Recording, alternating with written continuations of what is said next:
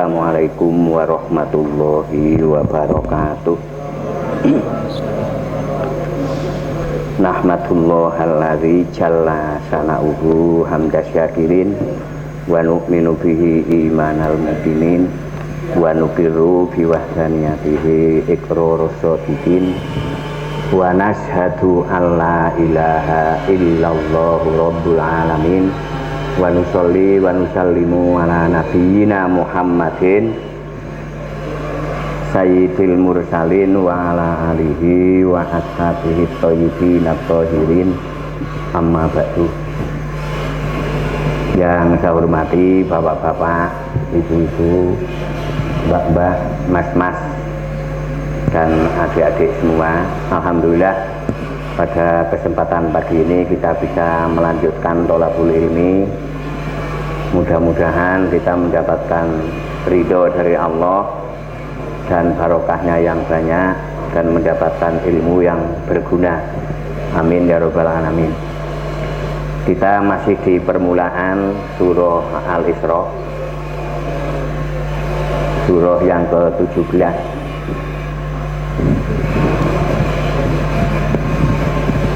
Bismillahirrahmanirrahim. Wa ataina Musal kitaba wa ja'alnahu hudal li bani Israila alla tattahidu min duni wakila.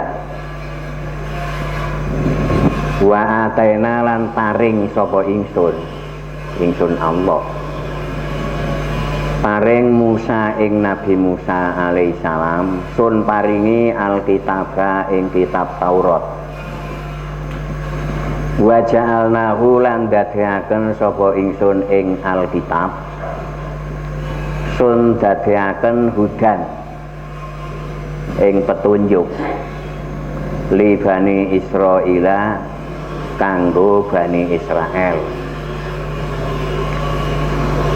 Allah tattahidu rupane yen to aja ngalap sapa sira kabeh min duni saking sakliyane ingsun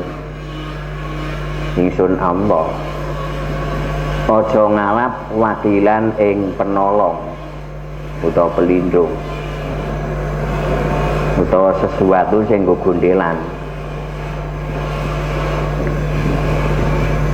Kita memasuki ayat yang kedua secara singkat di surah Al-Isra, surah yang ke-17.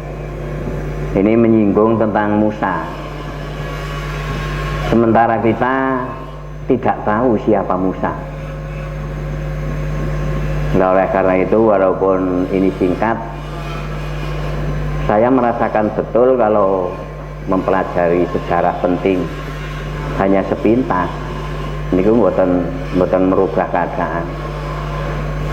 Nah, oleh karena itu saya ya minta kesepakatan paling tidak membicarakan ayat ini, sejarah Musa. Ini 2 pertemuan. 1 ayat 2 pertemuan sudah paling tidak itu. Syukur jangan merelakan 3 pertemuan. Karena apa? Karena ini sejarah sangat penting bagi umat Islam, khususnya Islam Jawa. Saya lahir di tengah-tengah Indonesia bagian Jawa, Jawa bagian tengah, tengah bagian Kedu bagian Wanasaba. Kemudian saya tenggelam di Al-Quran.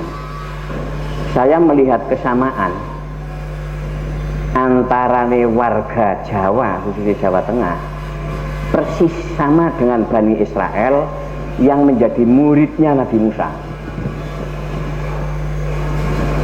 23 tahun ngaji karo Nabi Musa, tesih minderan karena saking suwene dijajah kali Fir'aun. Saya merasakan di Jawa seperti itu,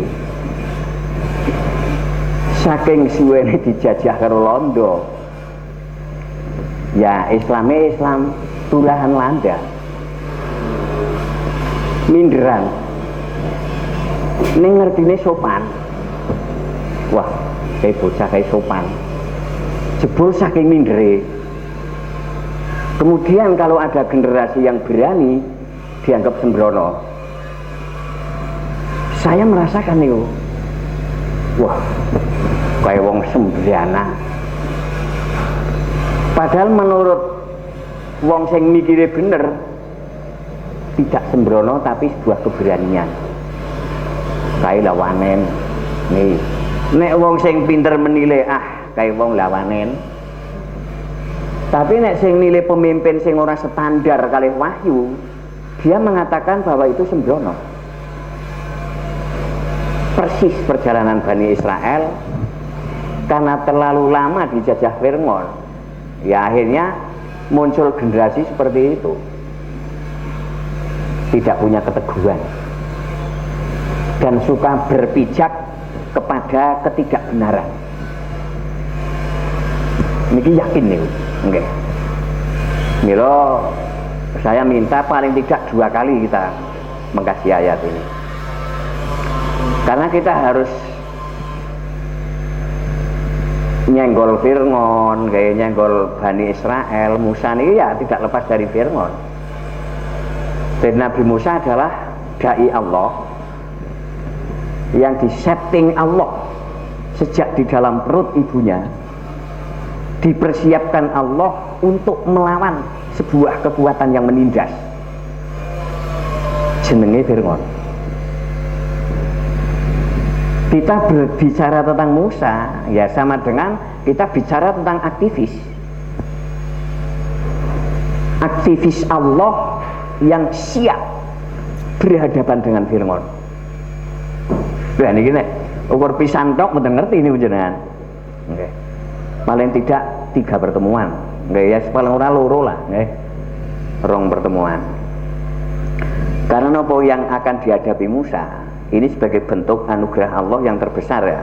Musa diberi buku panduan untuk melawan Fir'aun dan untuk memerdekakan Bani Israel. Ini panduannya ini. Okay. Umat Islam punya buku panduan itu, tapi diabaikan. Afa bihadzal hadisi antum mudhinun. Apakah kepada firman-firman ini kamu mengabaikan?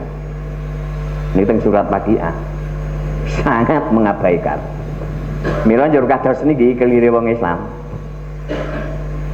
Minderan, tidak suka aktif.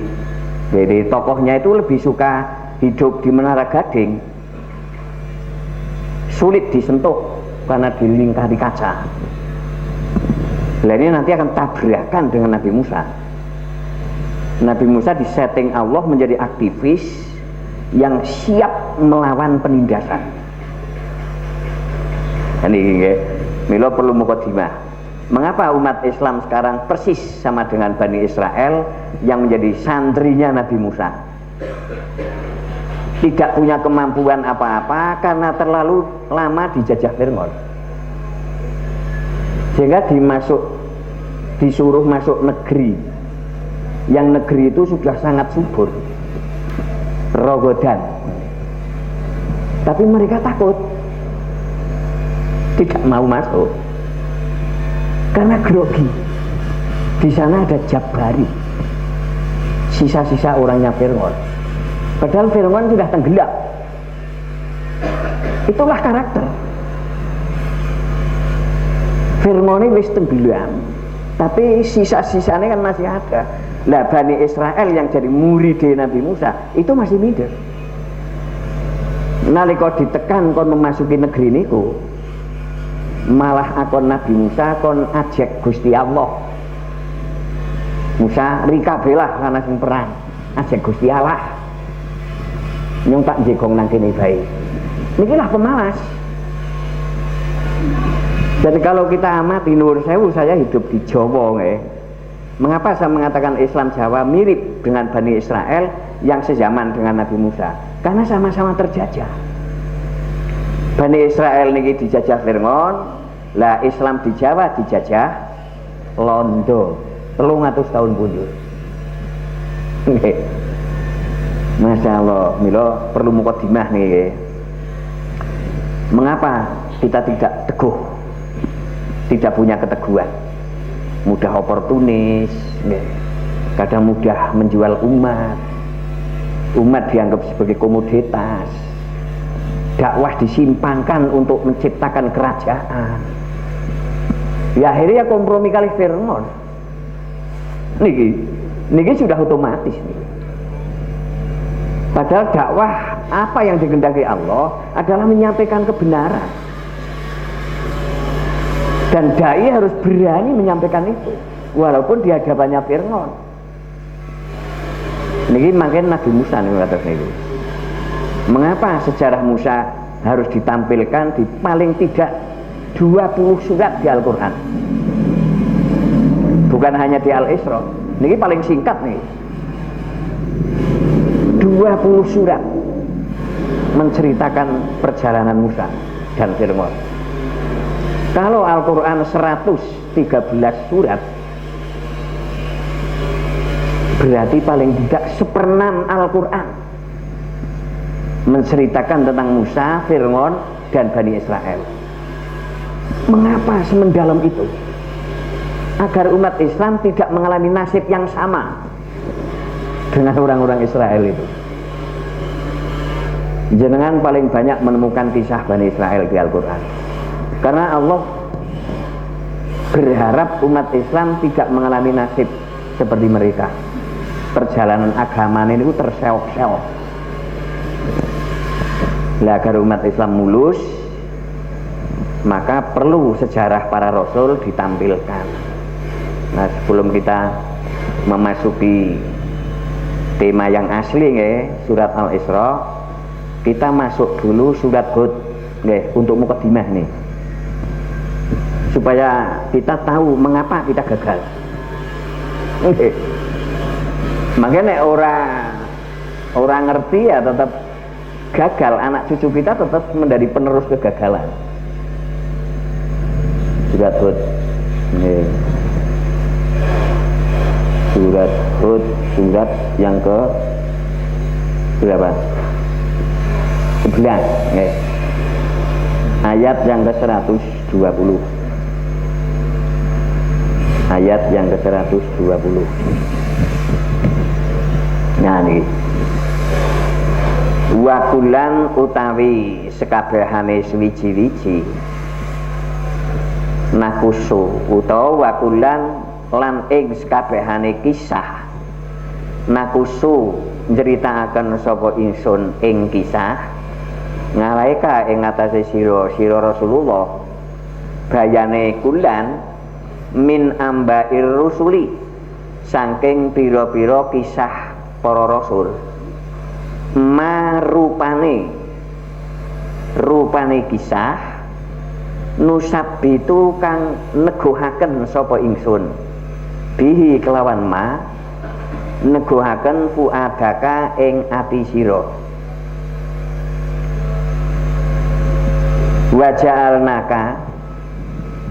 wajaaka lan teka ing sira fi hadhihi ing dalem iki ambair rusul kisah rasul apa sing teka al-haqqu kebenaran wa mau'idhatun lan nasihat pitutur mau'idhah wa dzikra lan peringatan kabeh mau manusab itu fi hadhil haq wa mau'idhatun wa dzikra kabeh mau dimangpatae kangge lil mukminina kaduwe pira-pira wong sing beriman. Mestinya orang-orang yang beriman ini mendapatkan pelajaran ini. Kisah Rasul yang membuat hati orang beriman ini teguh. Karena para Rasul hatinya teguh, ini ya karena sejarah para Rasul sebelumnya. Sehingga kalau kita tidak memahami sejarah para Rasul, ya mesti hati ini gampang gleor, tidak punya keteguhan. Saya pernah di perjalanan itu, gampang gleor. Niku yakin niku. Kenapa? Saya dari kecil ini tidak diperlihatkan sejarah Rasul. Kulo SD niku ceritanya pun cerita timun nyolong kancil. Nggih wis terus menerus niku. Nggih. Nek kancil nyolong timun kan lumrah. Tapi timun nyolong kancil. Jadi sejarah itu dibolak-balik ora karu-karuan niku. Nggih. Niki dari hurufat ini sudah disetting sejak awal. Saya yakin itu Belanda. Geduge gede, saya tidak pernah melihat perjalanan Musa. Yang saya lihat adalah sejarah keluarga lembaga raksasa, karomah-karomah. Enggak. Yang saya lihat itu matur. Wah, kayaknya Gus Tolib tayang tangkring nang Pucuk Pring. Niki sejak kecil itu yang saya dengar. Nih, tidak pernah ada sejarah Nabi yang benar. Bahkan Nabi saya, Nabi Agung Muhammad Sallallahu Alaihi Wasallam sudah disetting jadi setengah dewa, setengah Tuhan. Hanya diagung-agungkan, tapi akhlaknya tidak diteladani sama sekali. Saya lahir di tengah-tengah Islam seperti itu. Ini, sehingga penyimpangan sejarah nikilah yang membuat kelire Islam ya seperti ini, tercabik-cabik. Nah, oleh karena itu, nih, mengapa sejarah Rasul oleh Allah diterangkan diabadikan di Al-Quran? Karena ada fungsi awal nih, manusabbitu bihi fuadaka, agar generasi Islam memiliki hati yang teguh. Barang gede malih sejarah sing teko tengen kuno, sejarah angkling Darmo yang rampung. Jenenge Islam ning jeroane ora gendah-gendah niku. Hindune ya ana, Budane ya, Yahudine ya, Nasranine ya. Karena sejarah sudah disimpangkan, sehingga mboten duwe keteguhan nih. Nikilah fungsi sejarah yang benar, memiliki efek peneguhan hati. Kalau Rasul saja bisa teguh hatinya karena sejarah para Rasul, jur kita kalau menghindari sejarah para Rasul apa jadinya? Wong Rasul saja tanpa sejarah para Rasul tidak teguh. Yuk kita yang bukan Rasul, bukan Nabi, piye kuntingan, okay. Jur menjauhi sejarah Rasul punyanya apa? Jadinya ya orang-orang oportunis niku. Lemah jiwane, ngibadahi oportunis. Wa minan nasi mayya'budullaha ngala harfin fa in asobathu khairun itma'an nabihi. Jadinya generasi sing aling nyembah Allah niku separuh-separuh nang pinggir. Kira-kira disembah maer ya terusna. Kira-kira disembah ora tiyang maer ya luru pangeran liya. Niki merajalela niku. Niku yakin. Saya pernah teng alam niku. Bahkan sampai sekarang kula kuatah kanca-kanca yang sudah raksasa, tapi hanya memiliki masalah kecil. Niku meluru tambahan Tuhan. Niku yakin. Nikilah fungsi sejarah para Rasul yang pertama, agar hati kita teguh. Mila menceritakan Musa niki mboten cekap, setunggal Sabtu niku mboten cekap. Rong Sabtu mon tesih kurang niku. Dereng membuat perubahan. Bismillahirrahmanirrahim.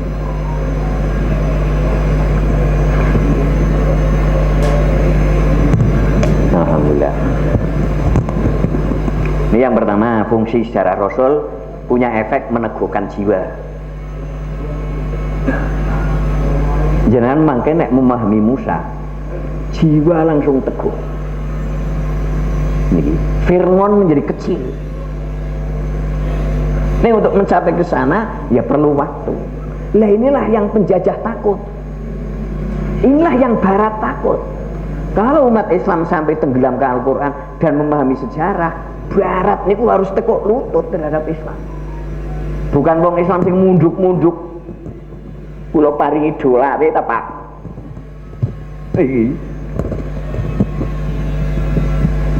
Yang kedua, niki mukadimah niki nggih. Agar kita tahu bahwa fungsi sejarah Rasul sangat, menurut saya wajib ngain niku. Ya, wajib ngain. Sama dengan sholat. Karena kalau kita tidak memahami sejarah Rasul, ya ngibadahe ora ketompo nah ora diketeguan. Hingga kaping kalih wajah kafi hadhil haq. Di dalam sejarah para rasul ini oleh Allah didatangkan kebenaran-kebenaran.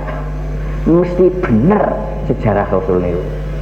Tapi versi wahyu, jangan versi seseorang. Nah, versi seseorang ya sejarah Rasul wis dipelintir sesuai dengan nafsune pemimpin niku. Versi Al-Quran mesti bener ini. Tapi nek sejarah timun nyolong kancil kan mesti luput. Kan itu sejarah kongkon wong men dadi maling.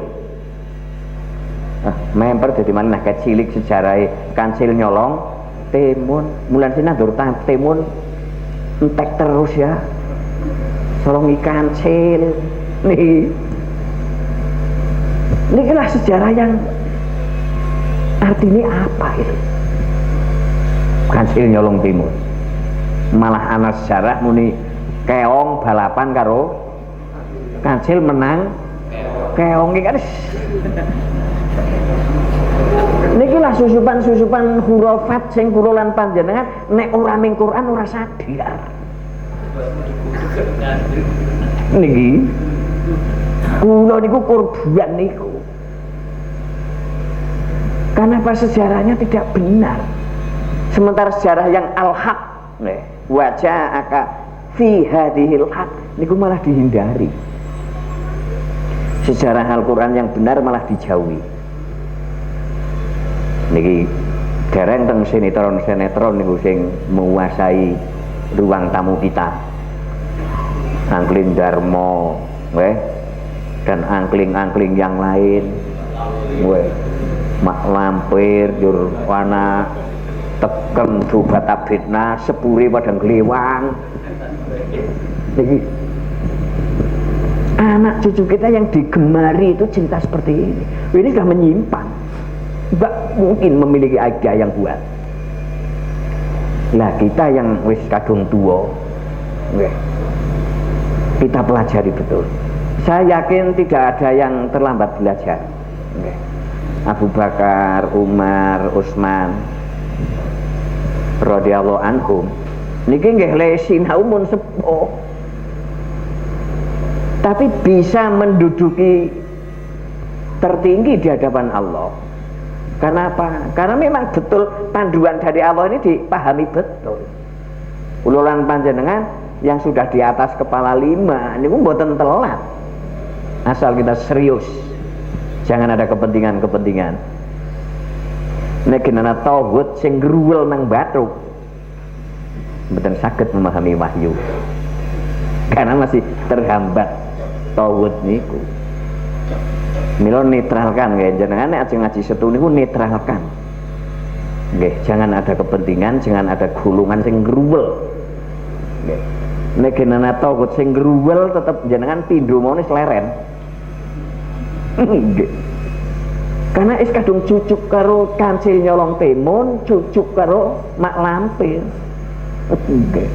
Itu cerita yang sama sekali tidak ada benarnya. Sementara sejarah yang pasti benar, waja'aka fi hadhil haq. Dan Allah telah mendatangkan di dalam kisah Rasul ini fi hadhihi itu kebenaran al-haq. Milo tafsir saja ini masih jembatan. Karena Barat ini masih menyusupkan cerita-cerita hurufat di dalam tafsir-tafsir niku. Mila nalika kita berhenti di tafsir, ya rawan enggok-enggokan itu. Mila tetap kembalinya ke teks aslinya Al-Qur'an. Mesti bener nih, nggih, Al-Qur'an mesti bener. Sejarah para rasul yang dari Al-Qur'an mesti bener. Mengapa kita jauhi? Ya Islam kados niki. Jadi nek orang main Quran jangan rasa sadar nek Islam sek ingah-ingih niku rasa sadar. Imane ya ingah-ingih, akidaya ibasi iblis niku rasa sadar. Karena iblis muni nika wis stop. Niki teng kuping niku bisiki terus niku. Mila nek orang main wahyu tetap mboten sadar. Wahyu itu penyadar paling jos nggih. Nek mboten teng wahyu tetap ghafilun. Ghafilun niku orang yang tidak menyadari kesalahannya. Nggih, ghafilun, glembyar. Luput, orang ngerti lagi luput. Ternyata sejarah Nabi di mukadimah niki mawon kita sudah melihat kesalahan kita. Mengapa kita tidak teguh? Lebih cenderung oportunis. Yang penting menguntungkan untuk pribadi saya.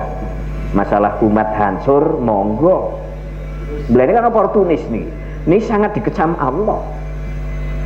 Orang-orang seperti itu dunia akhirat merugi. Teng Al-Quran seperti itu. Kita sadar, oh mulai sini orang teguh ya. Saya punya teman, menurut saya itu orang besar itu. Sangat besar, enggak. Saya pernah diundang. Niku teman saya itu memang punya derajat mungkin di Jawa ya, seluruh Jawa, sehingga ulama wetan, ulama kulon itu hadir semua itu. Beliau punya masalah yang menurut saya kecil. Nih, kalau mboten mlebu teng ruang niku karena nggak mungkin saya di sana, karena yang di sana orang-orang besar, ulama nasional nih. Tapi di ruang acara itu saya nggak menemukan WC. Akhirnya saya juga mencari WC yang biasa nek dong saya sowan ke sana. Jadi beliau melihat saya konangan hitungannya lah. Jadi saya dipaksa untuk masuk, saya tetap menolak. Enggak, saya nggak mau, saya nggak mungkin duduk dengan beliau-beliau. Makin jangan malah reko. Yo, aku penting karo kowe. Tengriki mawon. Yo. Kowe duwe wong ampuh apa ora? Niki. Ini kan tidak punya manusab bitubihi fuadaka. Lah masalahnya napa jenengan kok takon wong ampuh? Njur cerita. Menurut saya itu masalah kecil. Tapi menurut beliau kurang mantep nek kali Allah. Egen takon wong ampuh, nggih kan? Niki lah ketidakteguhan niki. Njur kula ngoten, Mas. Nek sing dimaksud wong ampuh niku dukun. Njur sing dimaksud dukun niku penolong. Penolong terbaik niku Allah. Niki piyambakipun jawab, wah kowe iki ajeg kowe ket biyen. Niki. Ya wis, niki. Nikulah. Turahan londo itu seperti itu. Mila nek jenengan putra laya ora cepet-cepet bergabung dengan Al-Qur'an, ya akan menjadi korban berikutnya. Jadi takon wong ampuh ini kan berarti meragukan Allah. Ini makin dengan nanu ayat berikutnya ya, dengan Nabi Musa ya. Yang kedua, mengapa sejarah Rasul diabadikan di Al-Quran? Yang pertama agar kita punya keteguhan jiwa, okay? Mantep di sesembahan Allah, mantep, okay, kan? Jur untuk menambah kebenaran-kebenaran nih. Tanpa sejarah itu Al-Quran sudah benar. Tapi mengapa sejarah para Rasul tetap di sana? dan tidak kurang dari 20 surat yang mencatat perjalanan Nabi Musa. Karena agar umat Islam melihat kebenaran-kebenaran itu, wajahaka fi hadil haq. Inilah pentingnya kita kontrol dengan wahyu. Boten cekap ngangge ihya. Niku yakin. Karena teng ihya kula menemukan kathah riwayat-riwayat palsu. Kula yakin senes Imam Ghazali. Tapi sebuah kepentingan besar. Karena cara saniki Ihya Ulumuddin niku bestseller. Kitab paling laris nalika semanten. Niku ada sebuah kepentingan agar ada penyimpangan. Enggak mungkin Imam Ghazali nulis hadis-hadis palsu. Beliau hujatul Islam dan sangat wirai. Enggak mungkin punya keberanian untuk berbohong. Mesti ada kepentingan. Beliau mboten cekap ngangge ihya karena di sana sudah banyak susupan-susupan. Kontrol susupan itu dengan Al-Qur'an. Makin akan melihat oh. Niki kula duwe 4 ihya niku. Nggih. Jadi ayat pertama, kedua, ketiga, akhirnya ihya ana sing nyateti hadza dhaifun. Hadza marfuun, hadza munqatiun. Wis duwe loro tak tumbas malih. Karena saya ingin tahu kebenaran. Karena kula napa keceluk kiai, keceluk dai, keceluk mubalek. Harus membawa umat kepada kebenaran. Niki, saya tidak punya niat untuk menciptakan kerajaan agama. Karena saya lahir di agama seperti itu, saya melihat tidak menguntungkan sama sekali. Yang dibangun hanya kerajaannya saja.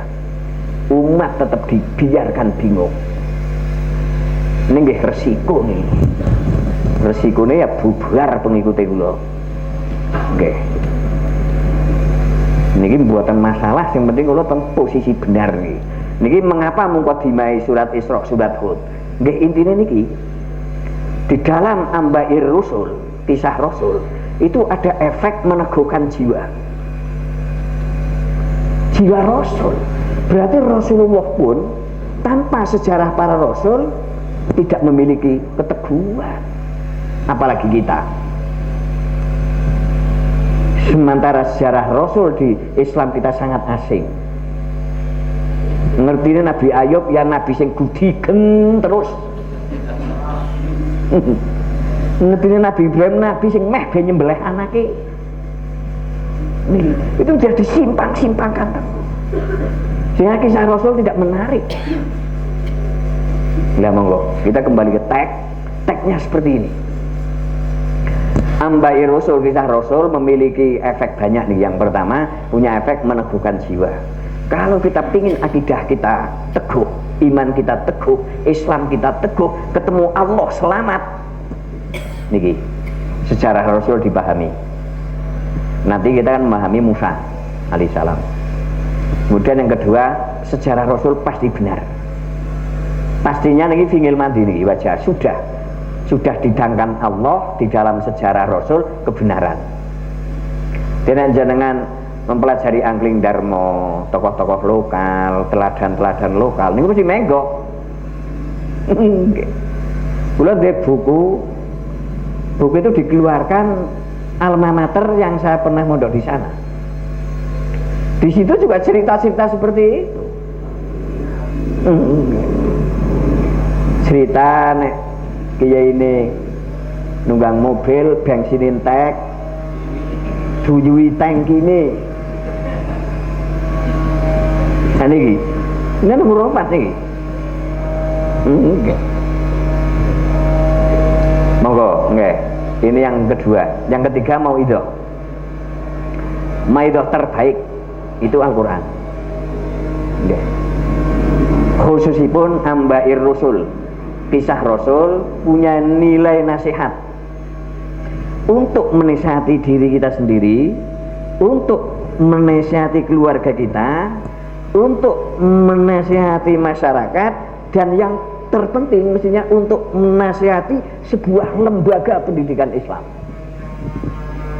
Perlu sejarah Rasul. Nggih niki wong kula dunia mboten dunia akademik nggih, murid pesantren kula. Tapi saya sering mengkaji tentang dunia niku. Niki sejarah Rasul nggih minim. Teng mriku sing jeneng ilmu. Niku kapan wis tekan Plato kali Sokrates. Niku lebarirana wis ora ana ahli filsafat niku. Niki dari tokoh ilmu pengetahuan niku ya Aristoteles.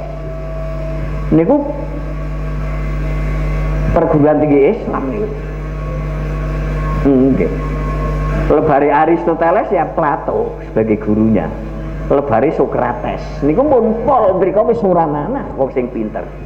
Musa niku dianggap orang tidak pinter. Nikilah sebuah sistem penjajah. Men mahasiswa orang ngerti kehebatan Musa. Musa adalah aktivis yang paling berani membongkar sebuah sistem penindasan. Niki Musa, sang penindas Fir'aun. Jangan saged ten Al-Qasas niku. Memang Fir'aun itu penindas. Yastadnifu ta'ifatam minhum. Bahkan saking menindase bayi lahir lanang keturunan Israel sikat sembelih. Tapi nek sing pejantan-pejantan dingeh. Jenengan sering manggihi rezim-rezim seperti itu. Mahasiswa kajantan ora lulus. Niki santri kendel jantan sepatani. Nggih. Nikilah kerajaan agama. Niki nek boten dicek nang Al-Qur'an khususnya tentang sejarah Rasul, kita tidak bisa merubah keadaan. Karena tidak punya generasi yang seaktivis Musa. Nggih. Sementara di perguruan tinggi Musa ini kalah dengan Aristoteles. Apalagi Nabi Ibrahim juga kalah dengan Aristoteles. Mestinya kita harus berani membongkar itu. Sinten sing wani? Ya kudu jenengan kudu profesor doktor niku. Nggih. Nek Kiai Haji mon putrane Mbah Sun Haji ora payu. Nah, Kiai urip dari Suriah kecamatan ya kan. Nggih. Nana wong ngrungoken. Niku yakin. Nggih. Monggo mau idhok kandungan nasihat ular-ular nggih yang terbaik. Ini ya kandungan yang ada di sejarah para rasul. Niki. Nah, di perguruan tinggi ini banyak pemikir-pemikir Islam yang mengatakan bahwa sejarah yang ada di Al-Quran adalah fiktif, cerita fiksi. Itu banyak pemikir intelektual muslim yang seperti itu karena gajinya besar. Ini kan pun murtad niku.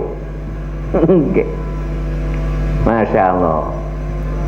Niki teks Al-Qur'annya seperti itu. Mukadimah sejarah Nabi Musa kita ambil karena Musa sebagian dari ar-rusul nih, min ambai rusul.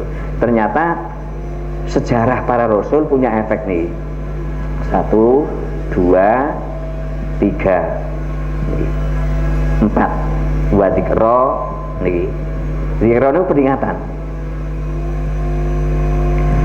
Kulo karena lahir di tengah-tengah Islam yang menurut saya sama sekali tidak maju, dan sama sekali Islamnya tidak rasional, dan Islamnya jauh dari kebenaran. Saya lahir di sana, dan saya sejak kecil itu sudah berontak dengan sistem seperti itu. Tapi saya dipojokkan terus. Tapi makin besar saya makin nekat karena saya melihat ketersesatan. Niki. Yang memberi peringatan ke saya niki Al-Qur'an. Kula ndek paman jenenge almarhum Mbah Ki Haji Dalail. Niku dikon kalih bapak kon ngumungi kula. Wonten apa Kang Mas? Ketolip dumungi. Karena kula sering memberontak keadaan. Mbah Dalail ngendika ngoten. Dumungi Kang Mas mon bale lo napa malih kulo. Tapi di hadapan Al-Qur'an kulo langsung citek niku. Enggak bisa berkutik saya. Langsung tobat. Enggak berani melakukan lagi. Nikilah dzikra. Peringatan paling rasional, paling efektif, paling bisa dipelajari oleh kekuatan pikiran niku nggih Al-Qur'an. Niku yakin. Niki lah 4 efek, 4 poin yang kalau kita pelajari betul, di sanalah akan muncul sebuah kebenaran. Monggo sejarah para rasul nih. Siapa yang bisa memanfaatkan 4 efek nih? Efek peneguhan jiwa, efek kebenaran, efek nasihat, efek peringatan. Ya orang-orang yang beriman. Berarti nek kula panjenengan menolak sejarah para rasul, menolak kebenaran yang ada di dalam sejarah itu, menolak sejarah rasul sebagai penasihat dan peringatan, iman kita perlu dipertanyakan. Niku yakin aja-aja munafike era. Buktinya nek kula ceramah menceritakan tentang akhlak rasul, niku mereka menjawab, niku kan rasul Pak Kiai. Yang mono ya ora kelakon. Lah niki, berarti kan sejarah itu sudah disimpangkan. Wong sejarah para rasul niki bisa menjadi teladan, mau idho dzikra fi hadhil haq manusabbitu bi fuada. Rasul saja memiliki hati yang teguh. Ini dengan sejarah para rasul sebelumnya. Jujur kita akan cari peneguhan dari mana kalau kita tidak memanfaatkan sejarah rasul. Inilah mukadimah yang melelahkan. Melelahkan sekali. Tapi akan menjadi kebenaran. Surat Hud, surat yang ke-11, ayat yang ke-120. Niki banyak ayat yang terkait dengan niki. Nusabbitu niki. Niki sejarah Rasul hanya sebagian. Sebagian penting untuk meneguhkan jiwa kita. Ampun Mas. Nggih, kita ke Al-Isra 2. Mukadimah sudah selesai.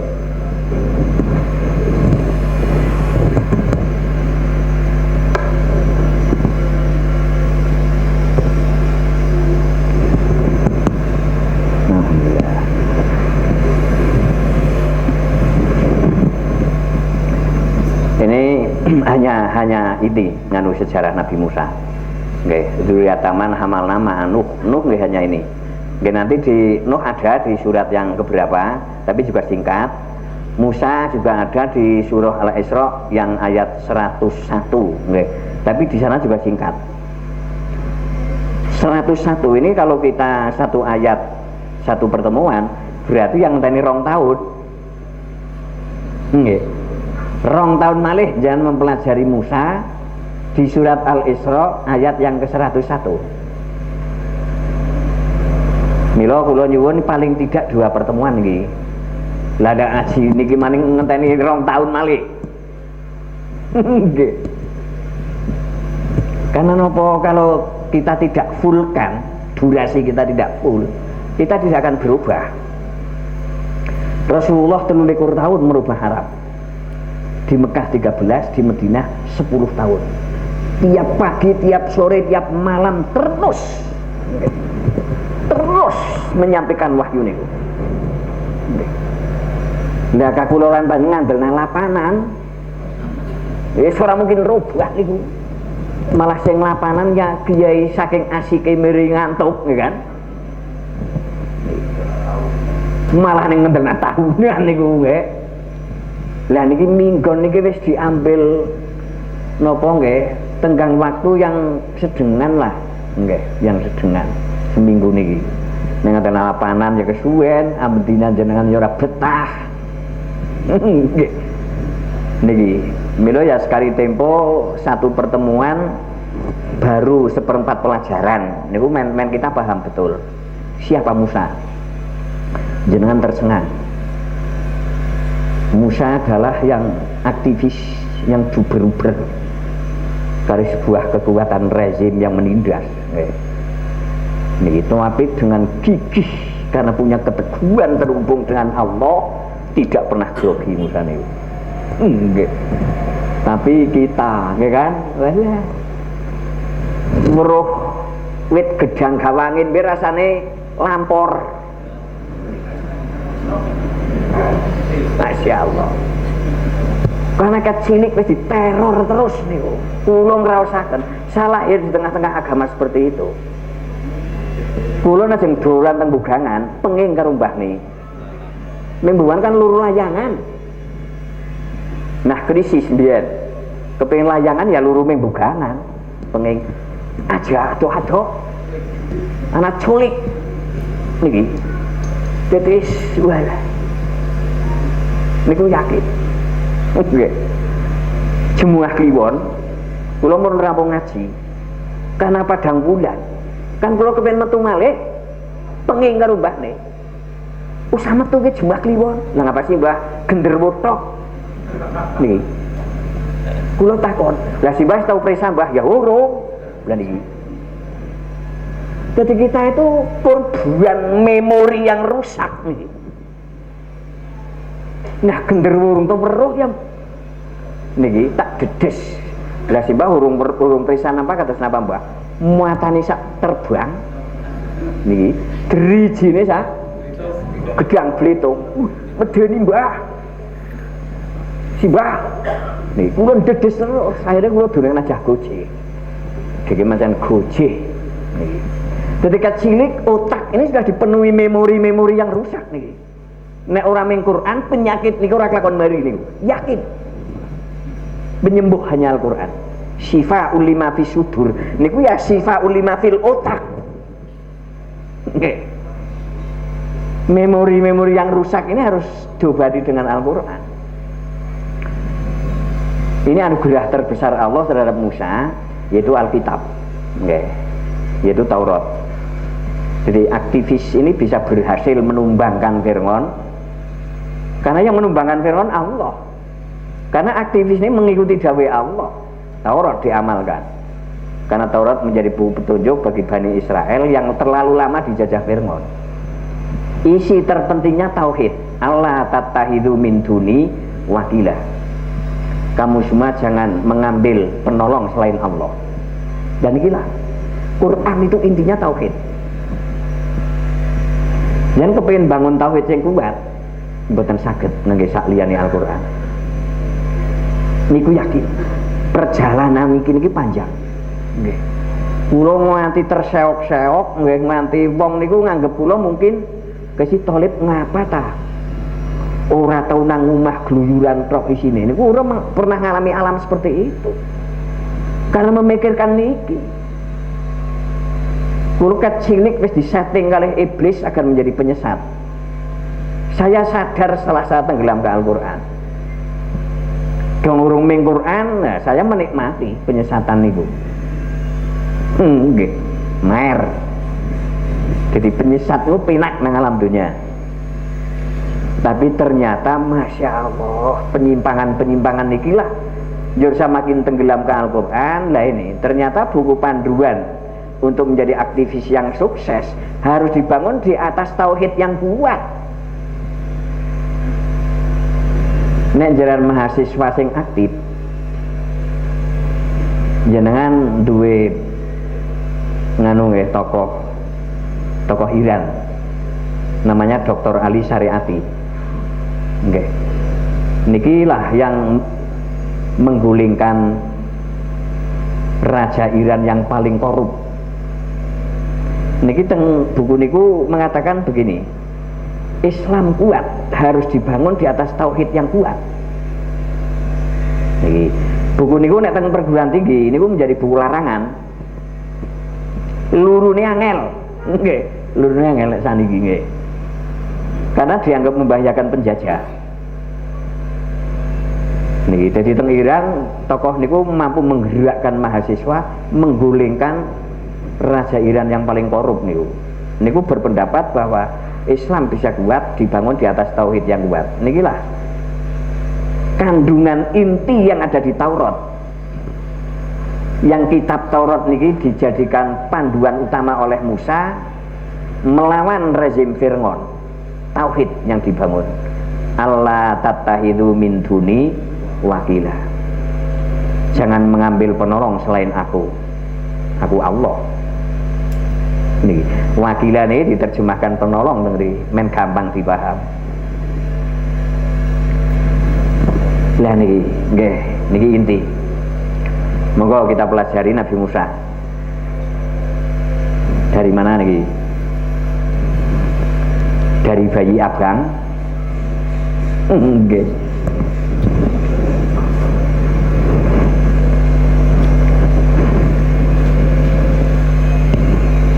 Itu anugerah terbesar yang diberikan Nabi Musa dari Allah adalah kitab Taurat niku nggih.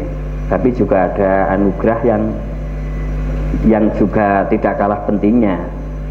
Walaqad mananna 'alaika marratan ukhra id awhayna ila ummika ma yuha. Nggih, surah Toha nih. Nggih, kita kembalikan surat Toha. Surat yang ke-20 ayat 37, 38, 39, 40. Nggih, ipil mangken iki. Nikilah melihat strateginya Allah untuk men-setting dai yang kuat. Allah pakai strategi nih, ora jero ngamuran, nggih. Dene ora ming Quran mboten paham niku. Surat Toha nggih niki. Walawat mananna lan yektine teman-teman aweh anugerah sapa ingsun ngalaikan sira Musa marotan ing dalam ambalan ukhra kang weneh. Apa anugerah itu? Il awhayna ila ummika. Il awhayna nalikane ingsun paring wahyu utawa paring ilham sapa ingsun ila ummika maring ibu ira ma ing wahyu utawa ilham yuha kang den wahyu akan apa ma. Musa itu lahir di tengah-tengah nek cara bahasa Indonesia ini kepres, keputusan presiden nggih, kepres niki nggih. Keputusan Presiden Fir'aun kapan Bani Israel ibunya niki hamil niku harus disensus. Kalau melahirkan kalahir putra langsung dibunuh. Musa lahir hamil di tengah-tengah peraturan seperti itu.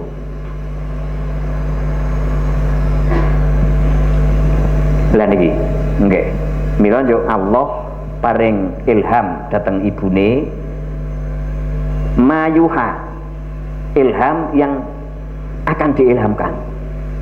Lah ini niki isine anik dzifihi fitabuti. Begitu Musa lahir, ibu niki saderenge diparingi ilham dening Allah niku bingung akan saya kemanakan bayi ini. Nek nganti tanggane ketua RT RW ini krungu kayak jebul lahir lanang, langsung diberuber nggih niki. Ndak prige lah dalam keadaan prige alep menyelamatkan bayi nikilah Allah memberi ilham. Lebokna kotak bae anik an sak temene kelakuan iku akdzifihi nglebokno sira wadon ing Musa dilebokaken fitabuti ing dalam tabut kotak niki. Kotak sing yang apa ya ora perlu tak terangna nggih. Makin malah jadi hurufan nggih. Ini ya kotak. Yang jelas ya kotak niku rapet, toyo mboten rembes. Nggih, intine niku. Bingung malih iki tak lebokna kotak prige iki ya. Niki. Njur ilham lagi faqdhifihi fil yami. Cemplungna nang kali gede. Al yam niku bisa maknane samudra, bisa segara, bisa kali gede nih teng ilmu bahasa terus niku al yam fil yam nggih. Niki ahli tafsir salaf niki menyepakati yang dimaksud al yam niki Bengawan Nil nggih. Bengawan Nil niku yang melewati kota penting di Mesir nggih. Lah niki sejarah niki kula nggih mboten tak pelajari karena ora penting, wong saya bukan guru sejarah Mesir nggih. Saya hanya berkewajiban menyampaikan seorang aktivis yang bertanggung jawab untuk menyampaikan kebenaran. Karena saat itu Mesir sudah bobrok-brok, dan biang keroknya kebobrokan adalah Fir'aun. Dakwah langsung meluncur ke istana niku. Mboten teng desa-desa. Lah berarti kan harus disetting dari awal nih. Dai niki. Lah niki lah kayak jabang bayi niku Allah sudah men-setting nih. Ibune dinehi wahyu, lebokna kotak, sawise kotak kilekna dilek diklandeng-klandengna teng Bengawan Nil. Niki Ibu saged bayangaken Ibu perjuangan. Niki lah perjuangan. Jenengan duwe putra kakung sing diandel-andelna banget. Jenengan jadi pengusaha atau niki kan tetep kepengin anak penerus. Lah malah kon ngelek nang kali gede niki jenengan pikiran jonko sing nusoni nang kana sapa ya niki lah niki lah perjuangan. Tapi karena itu ilham itu sangat kuat, okay, sangat kuat, sehingga ya memang Musa harus dimasukkan di kotak, dan kotak itu dikelekake nang kali gede. Niki lah wahyu nih. Kita mempelajari Musa sejak bayi abang nih tengriki. Fal yulkihil yam. Saestu Nabi Musa dikelakaken teng Bengawan Nil. Fal yulkihil yamu bisahil. Biarkan arus nggih, arus al-yam. Arus kali itu yang membawa kotak berisi Nabi Musa minggir dewek bisahili. Niki pun Allah niki sing bekerja di sana. Prige Nabi Musa mendapatkan suplai air susu ibu, nggih kan? Nah, bayi abang niki pun Allah niki. Nggih. Nikilah bahwa akan membuat salah satu dai yang kuat menghadapi Fir'aun harus dari bayi sudah disetting seperti itu. Ya khudhu ngaduwuli wa aduwullah. Nanti kotak yang berisi anak kamu, nggih. Musa namanya. Nanti akan diambil mungsuhku dan mungsuh Musa. Inilah strategi Allah. Ya nek ibu-ibu saniki ya makin ditekek nggih. Nggih. Niki yang menemukan kok musuhnya ngaduwuli wadulah musuh Allah dan musuh Musa nanti akan ditemukan.